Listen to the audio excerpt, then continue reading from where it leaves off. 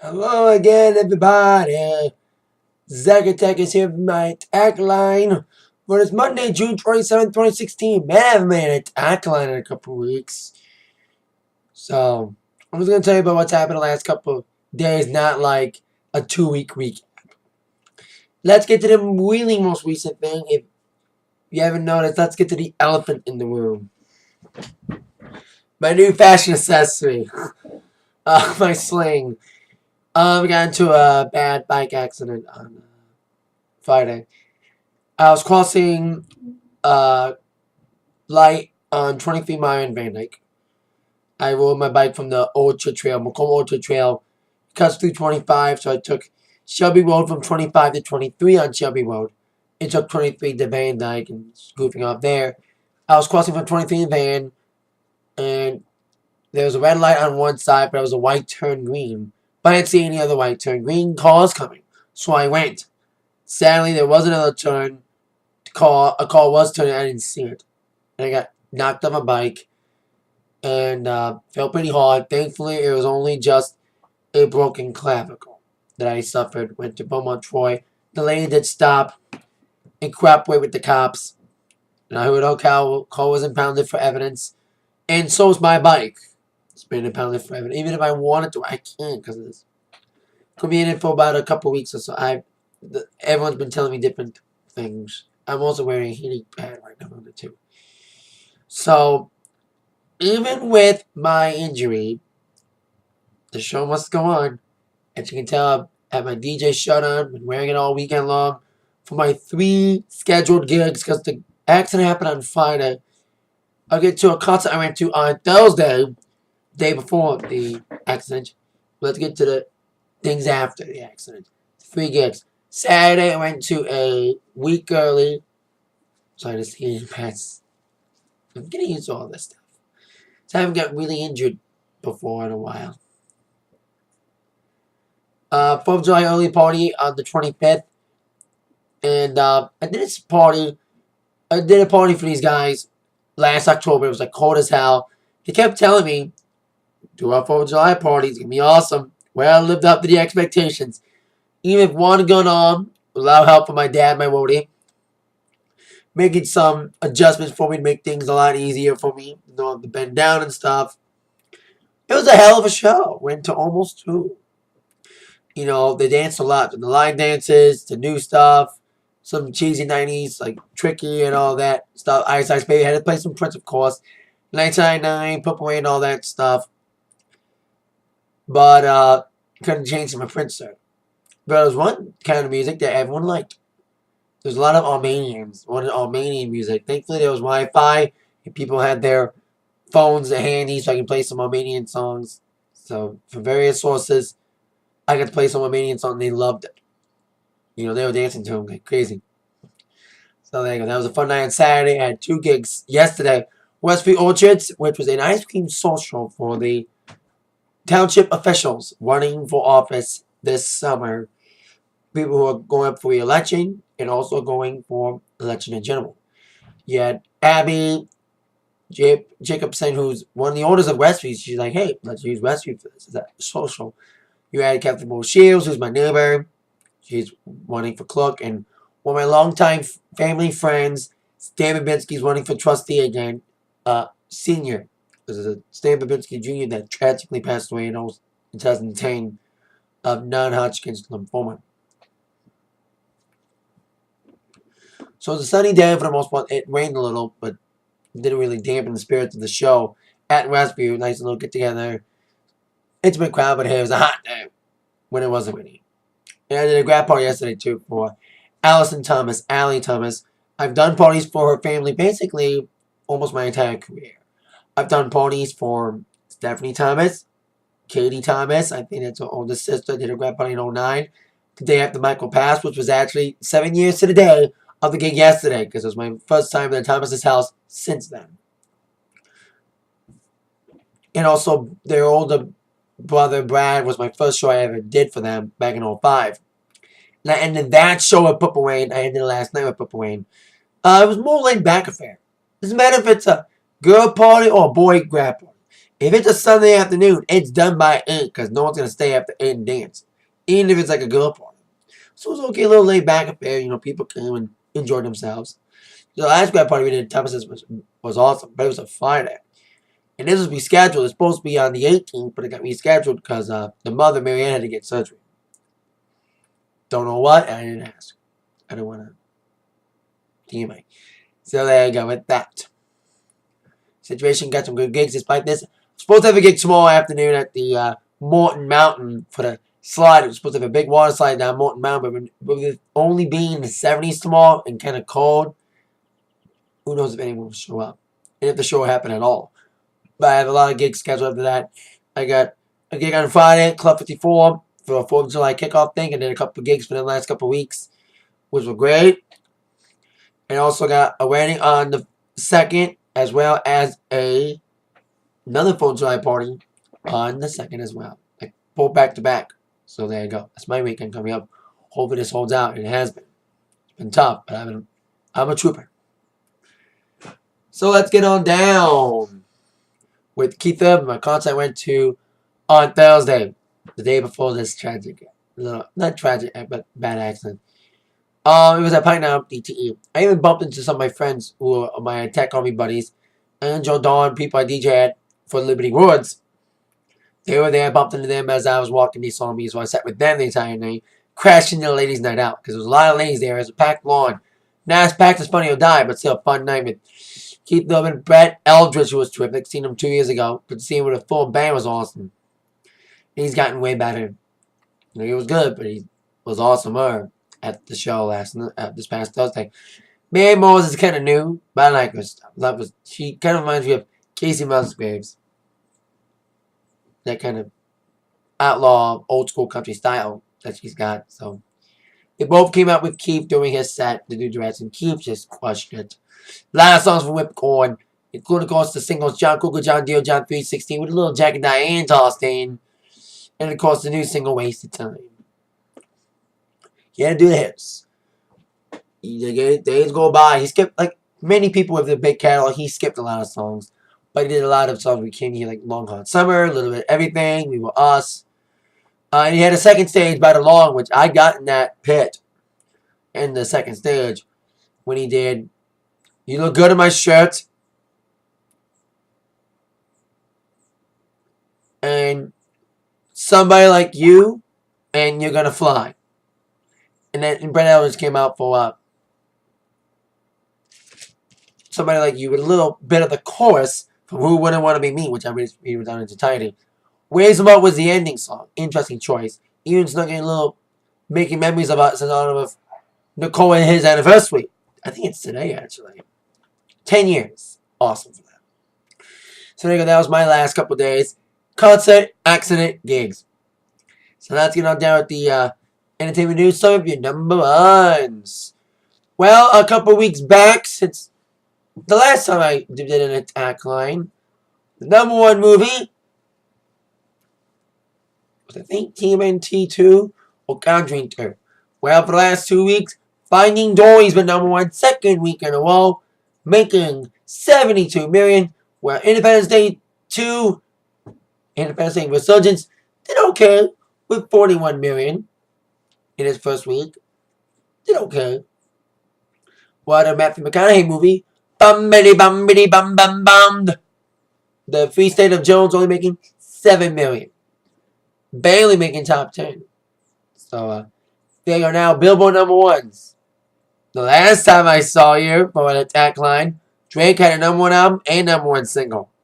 A couple weeks later, Drake still has the number one album and the number one single. With Views for the 6th, or as he calls it, Views, 8th week in a row at number one. One of only 4 hip-hop albums to spend at least 8 weeks at number one. With a new Red Hot Chili Peppers album, The Kid Away, debuts at number 2.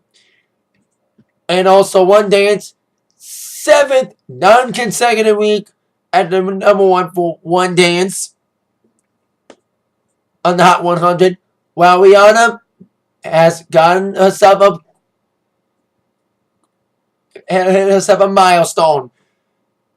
It is Rihanna's 21st. Need to get the number right.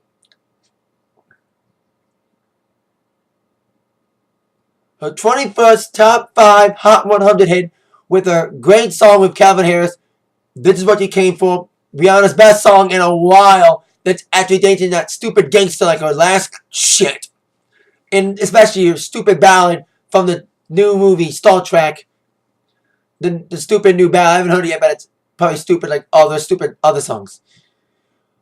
She now ties Elvis for the 5th most top 5s in the charts history. So now that she's tied with Elvis, she only needs 3 more top 5s to tie with Janet Jackson, 24. Mariah Carey has 26.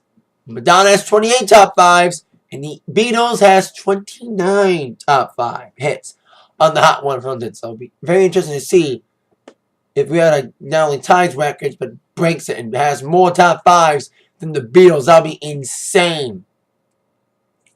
Speaking of Rihanna, she was up for a couple awards last night at the BET Awards, but didn't win much. But her collaborator Drake won Best Male Hip Hop Artist and also Best Group for him and Future's project. But the biggest winner was sadly, speaking of on Ozra's stupid songs, Beyonce winning 3, winning the Centric Award, the Viewer's Choice Award, and Best Female Artist.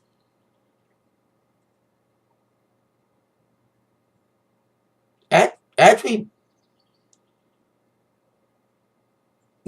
she won 4. She won Best Female R&B Pop Artist. That some awards didn't get presented on here. She won Best Video, Best Centric Video, and the Viewer's Choice. All 3 of those awards were for Formation. I watched it mostly for the Prince tributes, which I'll get to. Bryson Tiller, second biggest winner. Despite a boring performance, he won Best Male Pop Artist over Chris Brown in The Weeknd. And he also won Best New Artist. He also had Actor Awards. Tracy B. Henson won Best Actress. Michael B. Jordan won for Creed for Best Actor. And Straight Outta Compton won Best Movie. It was mostly political. A lot of political slabs talking about supporting Hillary and dissing the hell out of Donald Trump. But despite political statements being made, especially with Beyonce's performance with Kendrick Lamar, which kicked off the show, which I thought the performance was okay. The song sucked, like every one of Beyonce's songs recently. Of course, I came for the Prince tributes. And boy, did they deliver. They shaded Billboard. After their tribute, BET lived up to their lofty expectations. They smashed it. Sorry, Billboard, and of course, sorry, Madonna. With love, BET kicked your asses. You had Erykah Badu kicking us off with a version of the Ballad of Dorothy Parker, which is a deep cut from the Sign of the Times album. I'm a big fan of that album. As I said in my Prince tribute video the day he passed. But I didn't particularly like that song, Dorothy Parker. I didn't listen to it that much. I jammed the other songs from that album, which Sheila E did one during her excellent tribute at the end of the show.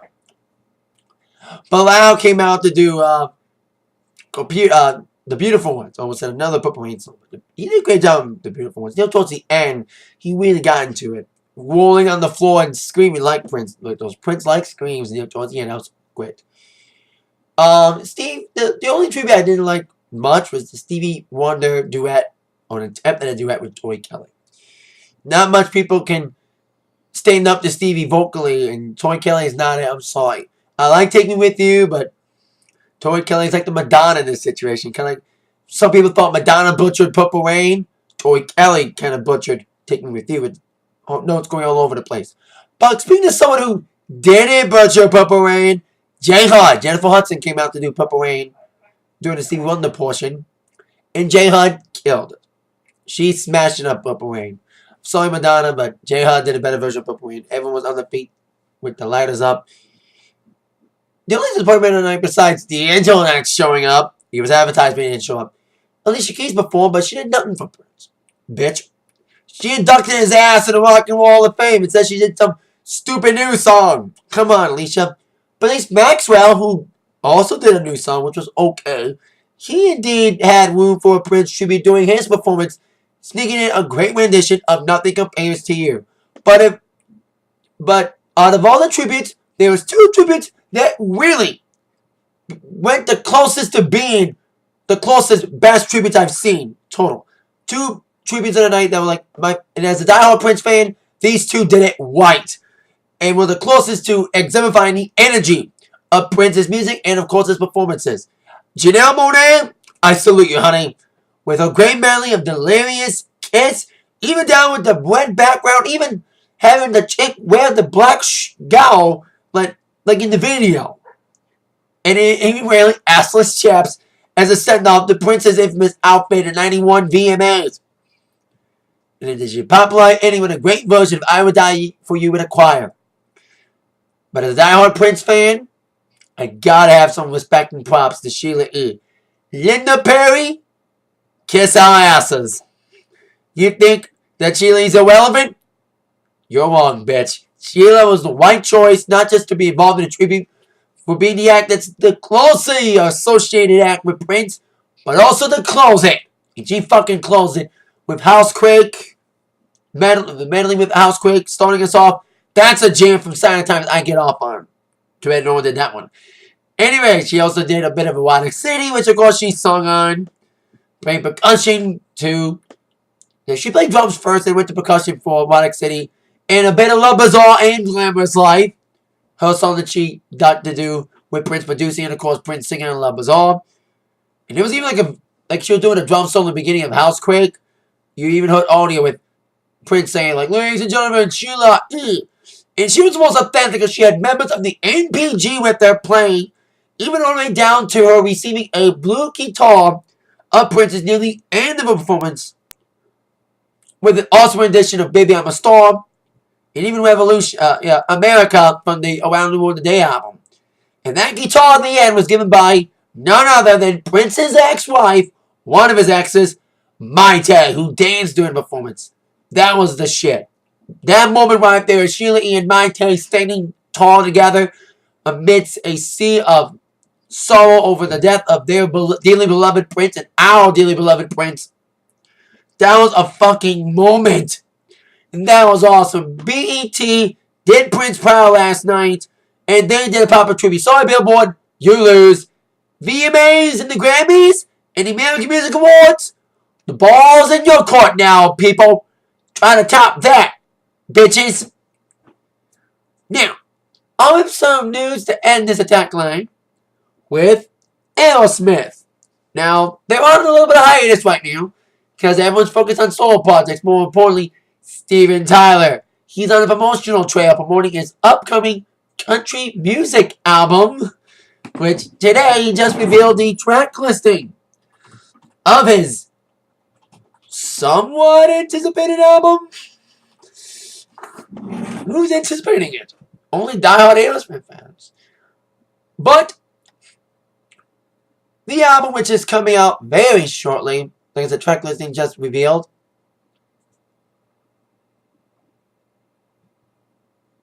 we're all somebody from somewhere.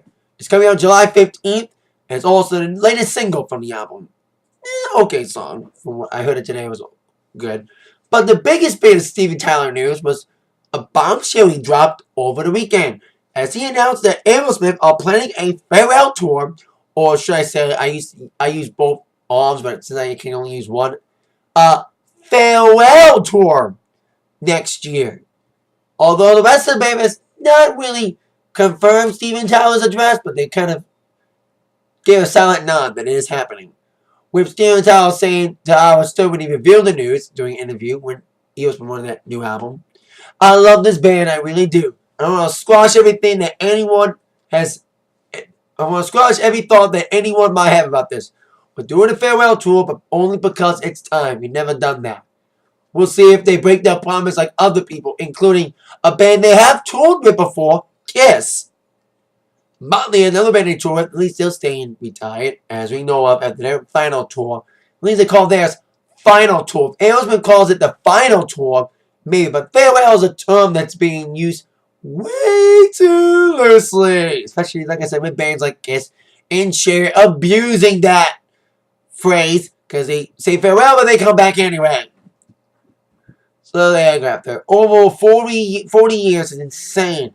They're taking this off for Aerosmith to go farewell. I saw him in 2010 amid Steven Tyler going to American Idol. We're still an awesome rock show. So there we go. Salute to Aerosmith, and they do decide to go farewell and go bye-bye for good and not break any promises. Here's to them, man. They've been awesome. With that in mind, you've been attacked by the news with my one-arm Zach. Thank you so much for watching. See you later. Oh, yeah. Too sweet to you. Boom.